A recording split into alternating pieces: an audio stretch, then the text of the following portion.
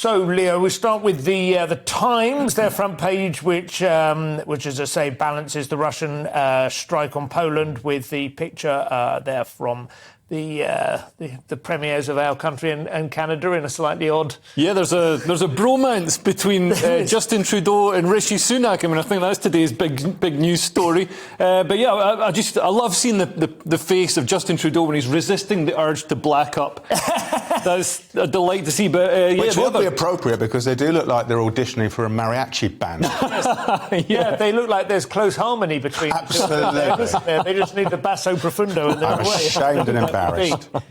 Well, I think that's encouraging. We mentioned it yesterday. Although I don't like either of them, I do think it's probably quite good for the country that they are getting along, that they sort of, they just seem to have a certain amount of rapport, which I can't imagine some of our previous Prime Ministers Does Canada matter? It's hardly one of them. Maybe in 200 years. Forum, isn't it? Maybe in 200 years when it's thawed out because of global warming. Right now, I don't care. It's basically Wales.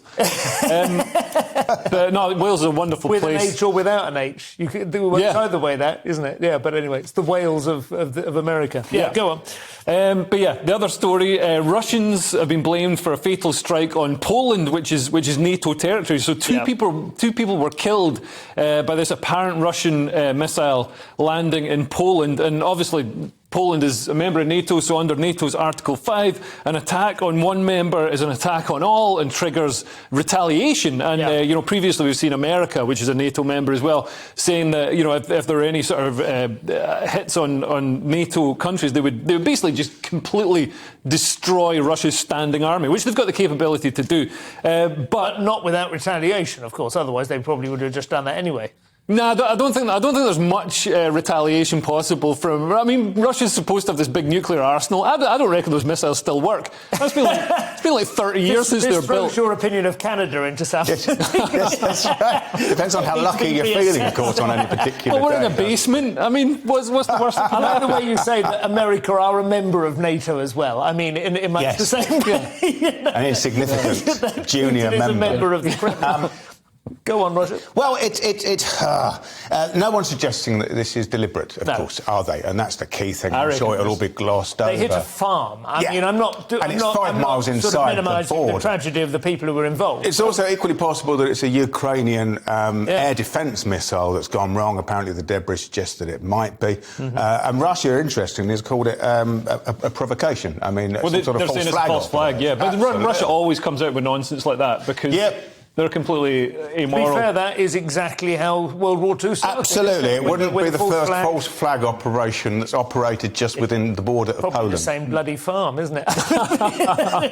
Knowing their luck. And to be honest, I mean, Ukrainian tractors have been doing a lot of damage to the Russian army by stealing their tanks. Yeah. There's been all this footage of Ukrainian tractors dragging Russian vehicles out of mud. So you're saying there's a little bit of poetic justice. So yeah, maybe they're like, well, we need to go after the tractors now. We've been rubbish against the army, but we're going to go after the tractors. Downgraded their ambitions. Just before we move on to the next newspaper, Life-Saving Cancer Plan will slash waiting times for scans. I don't know if you looked at this, but it seems a bit dubious to me. It's not speeding up access to the directly to the equipment you need. It's simply eliminating a stage of...